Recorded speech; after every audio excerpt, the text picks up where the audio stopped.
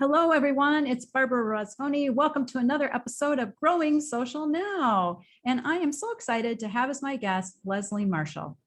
Leslie is a friend that I've had for years. I don't even know how many, Leslie, but when I think about all the times I've had with you, it's kind of a mixture of really fun times at Social Media Club Chicago events. One of my favorites. That's just the best. And then, seeing you in Morningstar building in your lovely event space, sitting in that theater. We were there together too, running into you at Tech Week events. I mean, it was like you were one of the people to be seen on the tech scene. And let me tell you just a tiny bit about Leslie here. She's responsible for the Morningstar brand and technology experience at Morningstar conferences and events around the world. And she is a champion for social media within the organization. Leslie leads Morningstar's global social media strategy. That is a big job. Leslie and her team are the winners of 2 CVent Excellence Awards and 5 Ozzie Awards. Leslie serves on the board of directors of the American Marketing Association Chicago chapter as president-elect. She is a frequent guest speaker on topics of marketing, technology, and social media at events, conferences, and universities.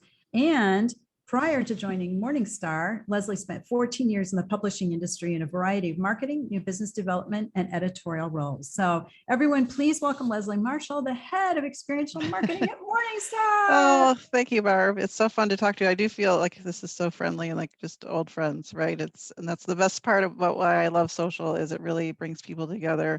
And even through social media, I get to keep up with you and where you are now. Before the call, we talked about your move to North Carolina, and I still feel so connected to you because of social media. So it really does keep people connected.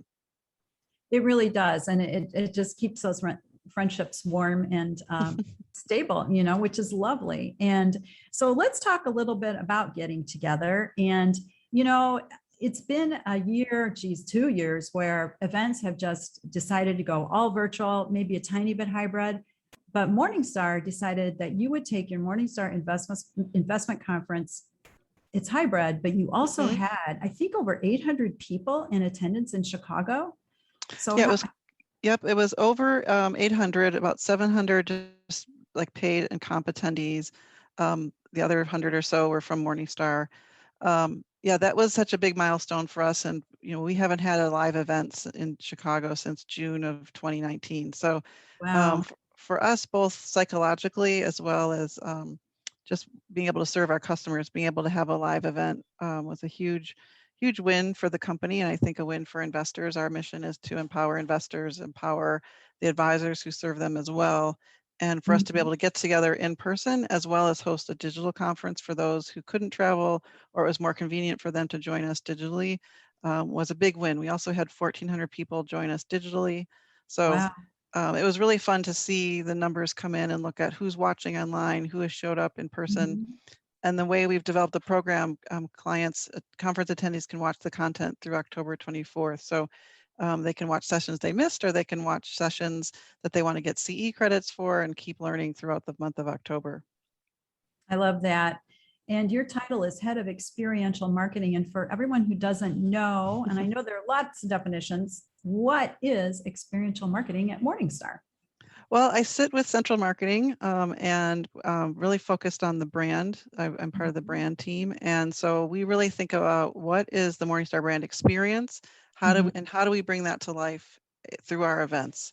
And so we think about elements of our brand, including trustworthiness, transparency, trust. All of those things are key parts of our brand. And we think about how to bring those to life through the content that we put together for our events, the accessibility of the content.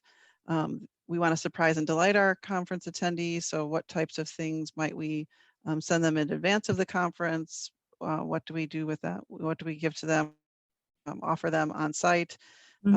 Everything, and even into our design team is so talented. The way they think about lighting and how that shows up in terms of communicating the idea of transparency and light, giving light to complex topics. So they're always thinking about, even on the design side, what our brand means and how we bring that to life. So it really is about the brand experience. And then on a global level, it's not just what happens in Chicago where we're headquartered, but where our events take place around the world. We we want investors around the world to have that same great brand experience. So our team partners with our teams that are on the ground in those different markets to still host great content with a great technology experience and a great in-person experience. So it's a really dynamic role, and I'm lucky to be partnering with great colleagues around the world to deliver great experiences. That's fantastic. And I'm just curious, how do you bring light into your brand? I love that. And I'm like, how do you do that? So I know your Yeah, office space is very light. You walk in, it's very airy. It's beautiful. yeah. So it's, I can't speak to that as much as I'm not on that piece of it, but it is things like glass walls and transparency, be able to see into rooms, Mhm. see through the space. So the elements that I experience as an employee, I definitely see light, transparency, clarity, even Mhm. in offices are designed. And I guess that probably goes through employee engagement as well. You want to be transparent. And how do you have an employee engagement program? How does that work at Morningstar? We have a great communications team. I think throughout the pandemic, we've had a lot of communication around, how we are managing as people moved, we all moved to work from home scenarios. And as we're coming out of the pandemic and thinking about how do we come back to the office, the idea around transparent communication. Our theme for coming back to the office is Morningstar Onward, and how do we Really? want to define the future of work and the future of the Mhm. way Morningstar wants to work and our employees want to work. And I have to give a lot of credit to our um, employee communications team and the groups that are involved in helping prepare people come back to work, as well as all the surveys and all the input that they want from attendees to, again, think about how do we define work.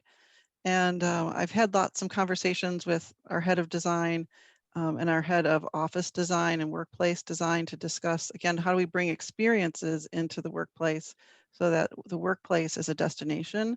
Now that Mhm. we know that you can be productive anywhere in the world, you don't have to be sitting at a desk in London, in Sydney, in Chicago, Mhm. in Mumbai.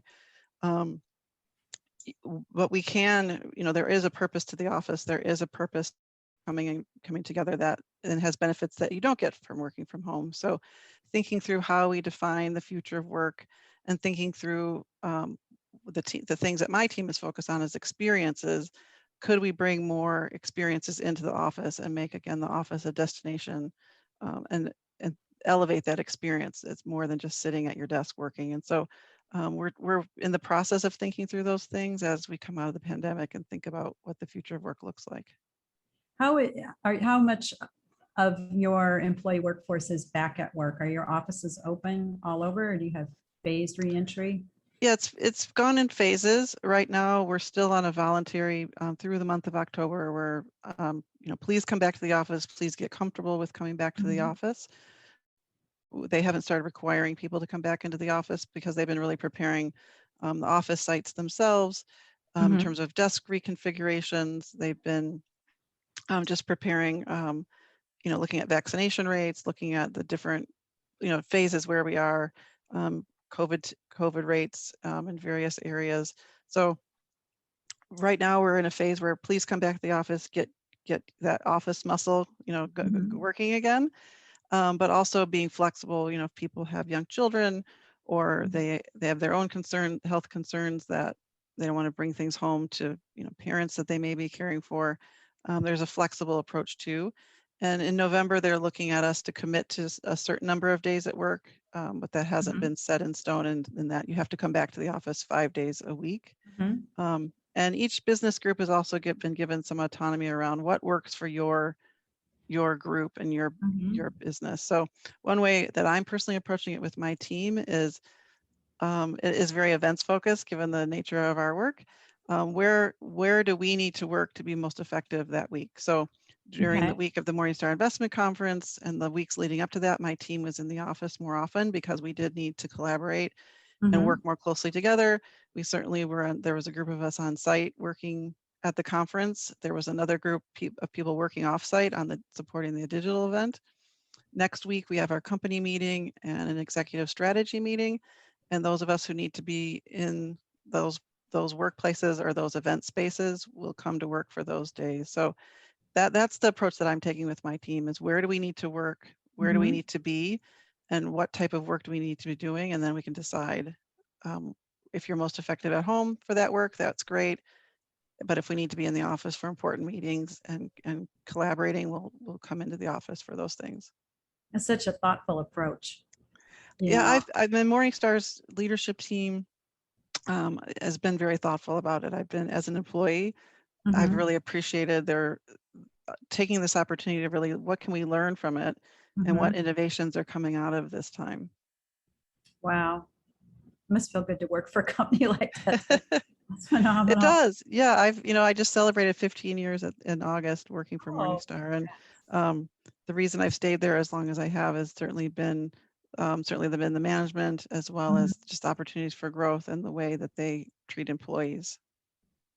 So employees are probably, it sounds like they're pretty satisfied and happy. How is social contributing to the employee experience, and how do you bring the employees in to get that brand out there and share the trust and the light and all those great values that you have?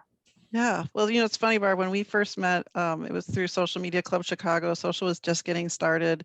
Nobody in many, believed it'd go anywhere, remember? I know, They yeah, thought we were nobody like believed. Martians, and we're like, yeah, we like being Martians. Yeah, please follow me. That Yeah, was a funny exactly. phrase to ask Like, what somebody does to that do. mean? Yeah. Um, yeah, so I think about how it started, Mhm. since then, I have a great team and a great partner. A woman named Katrina Delianis has really been kind of my partner, arm in arm, in building the foundations of social media at Morningstar, setting up our corporate accounts globally. Mhm.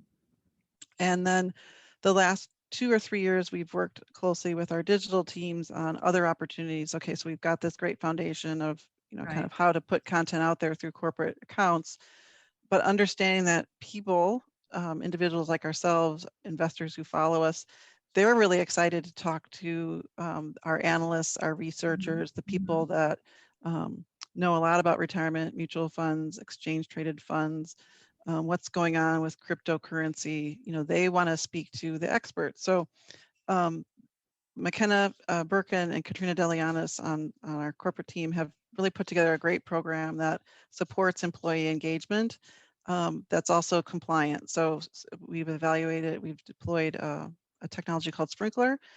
So that helps us, all the content from our analysts runs through Sprinkler. So we have the right record keeping. We support those employees with training. And then one of the things I love, I'm a data geek, so I love seeing all the data that comes through. And not only now do we know what Morningstar's footprint is and engagement in social, we also know that what the employee is, this group of employees is contributing to that engagement. And many times, the types of engagement and the conversation they're having is quite a bit higher than the Morningstar brand. And it's because Real. they Wow. can ask our experts questions about a new report that's come out about sustainable investing. Why should I invest in it? Help me understand it. Help me, debunk myths around it. Our experts can jump into those conversations and have sometimes some pretty heated debates, and some good conversation. And again, that drives that engagement. People want to connect with people. And I think that's been the same since we started social. And we've been really building on that. And that's one of the things that we'll be making more investments in as I look at our 2022 planning, is more investments in supporting more employee engagement on social media. Well, that's great. It sounds like your employees are almost like in-house influencers, maybe. We do call them influencers. That's exactly right. Yeah, thought leaders. And that's a Yep.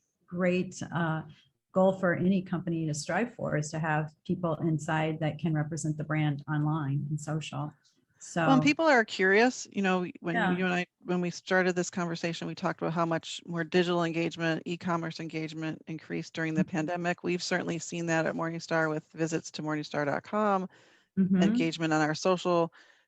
People are looking for answers. They're looking for information, and certainly social has been a big channel for them to find new information, help them understand investing in the markets.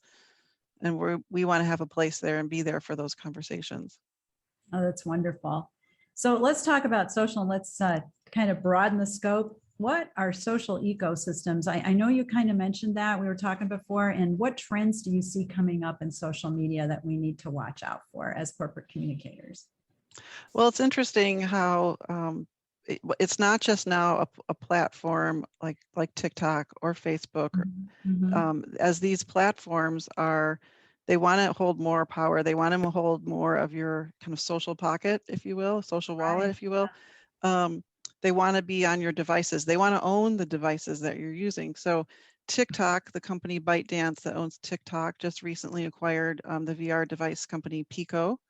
That's a strong competitor to Oculus. Oculus is owned by Facebook.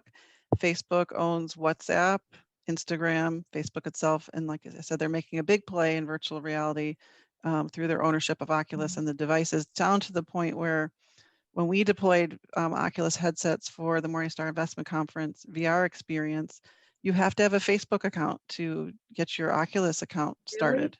You Wow. do. I There's didn't know that. no, Of course, I don't there's have no one, but now I know. Wow. yeah, so there's no workaround, but again, it's because they're creating an ecosystem around their social contacts. And so like I could take pictures and videos in VR of the conference and could send them out through Facebook, my Facebook account, to share my experiences. Again, but they want to keep you on the platforms, in as many platforms as you can be, as well as using the devices that they want you to use. And that has its ups, it's nice to have that ecosystem, right? It's convenient for you as a consumer. But as we've seen over this last week, when Facebook goes down, the whole ecosystem goes down, and it affects businesses. Yeah. It affects, and so you have to decide as an organization too. You have to be careful about not having your whole business reliant on a platform like that. Has upside and downside.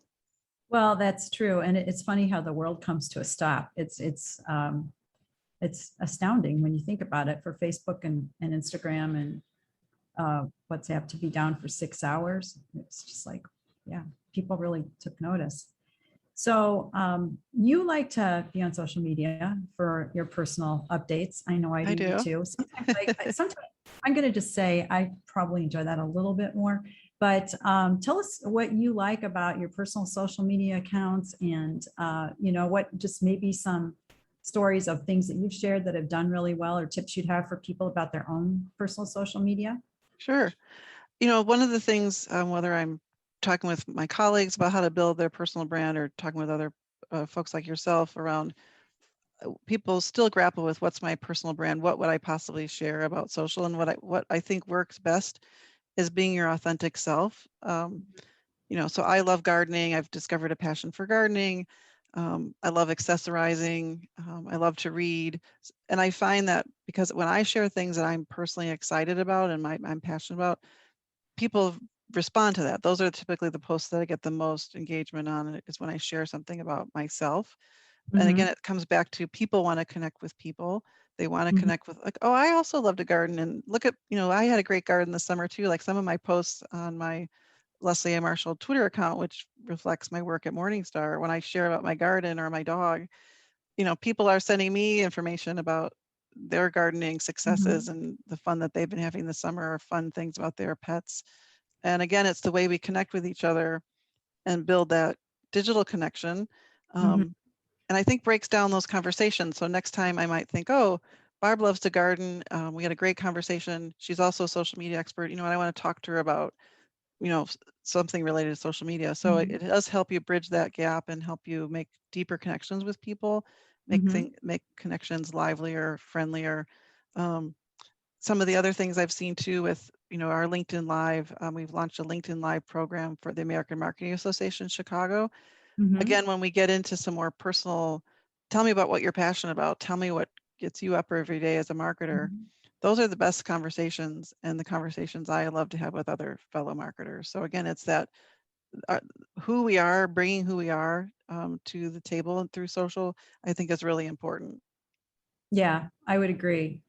And so what is going on? You're the president-elect of AMA, American Marketing Association Chicago. What is going on with AMA Chicago? Well, I'm so proud to be a part of the American Marketing Association Chicago. One of the things that I have always loved about Social Media Club Chicago, groups like the AMA Chicago, is it is like your hometown group. It's your tribe. It's the people who get you, when you're having a crazy day at work because you're working with a lot of analysts or financial people, and maybe they don't always understand what's up with marketing. What are they all about?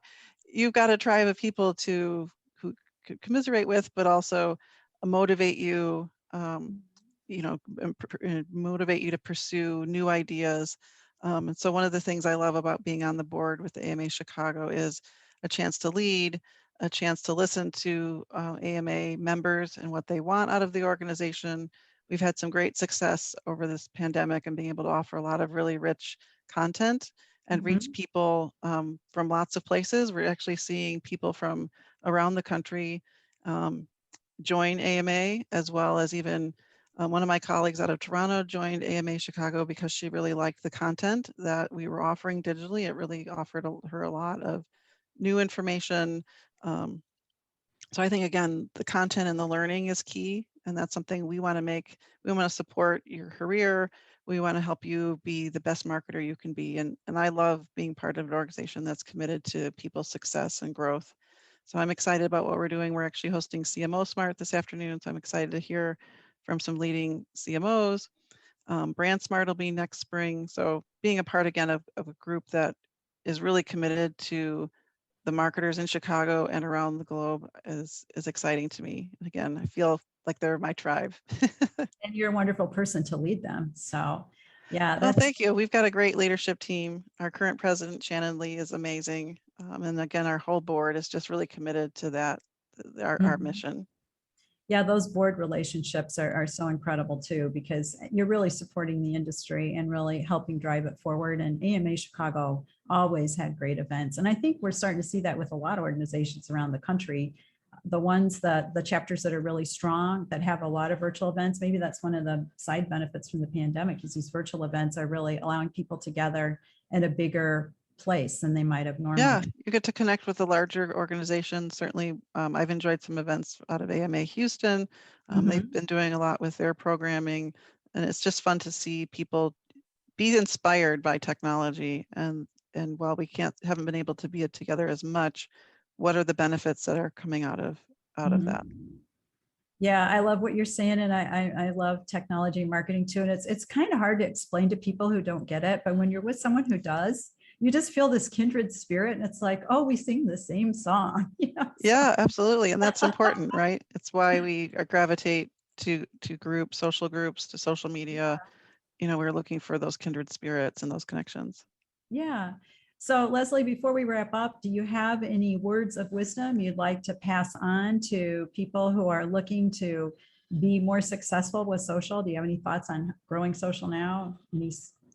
Yeah, I would just recommend really look for opportunities to connect with your audience, show that curiosity, ask them for feedback, ask them questions, the things that, how can you help them today? So I think demonstrating curiosity and demonstrating that you're willing to connect and engage on social, that really drives success. If you're just constantly just pushing out content and wondering why no one's engaging with you, take a step back and think about, how would I like to have a conversation? And I think that will fuel your social, more engagement in your social efforts.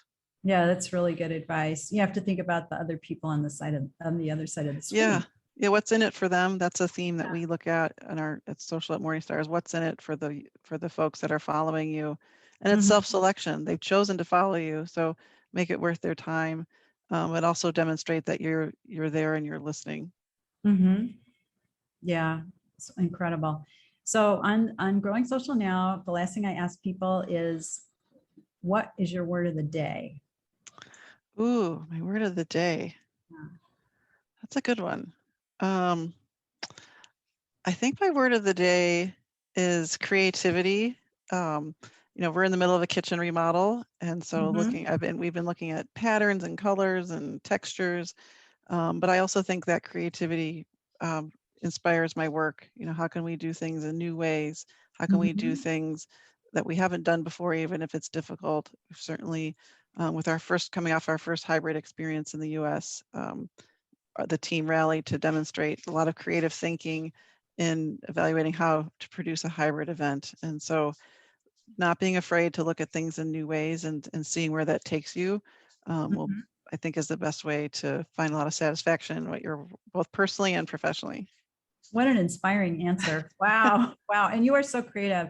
Everyone should follow Leslie. Do you want to tell Oh, them where they can find you online? Because I just love following your Instagram oh, feed. thank you. You're working on the house is so beautiful. She has these, vignettes she puts together. She's just a wonderful person. So where Oh, can we oh, thank you, Barb. I really think I'm blushing. I'm Red in the City on Instagram. Although someone was teasing this, I had that account when I still lived in the city. I started it when I lived in Chicago find? proper. We're in the suburbs now, so I don't know if I need to rebrand for Red We'll in let the it go. Burbs, Don't listen to but the Chicago people. If you don't have a 606 or 312, they don't believe it, but I believe you're red in the city. So you can, thank you. yeah. Yeah, so I'm Red in the City on Instagram. It's all about my dogs, my garden, Mhm. Your accessories, cats. wine, travel, and still work too. I integrate, I really had some fun with Instagram stories while we were at the conference. So I do integrate my work life there, talk about the AMA Chicago. And on Twitter, I'm active as Leslie A. Marshall. So And then on LinkedIn, Leslie yeah, Marshall. yeah, Leslie, I still think it's A. Marshall on LinkedIn as well. Yep. So Alrighty, well, congrats on a fantastic Morningstar Investment thank Conference. you. Yay, you did it. Yes, we did. Yeah, the I team. mean, what strength, what courage, and I just think a lot of people are probably looking at Morningstar going, wow, I can't believe it. That was so incredible. And it wasn't just having the hybrid and having all those folks, it was having all the innovations along the way. So take a look at Morningstar Investment Conference, look it up, and you'll just be astounded at all the wonderful things they have put together.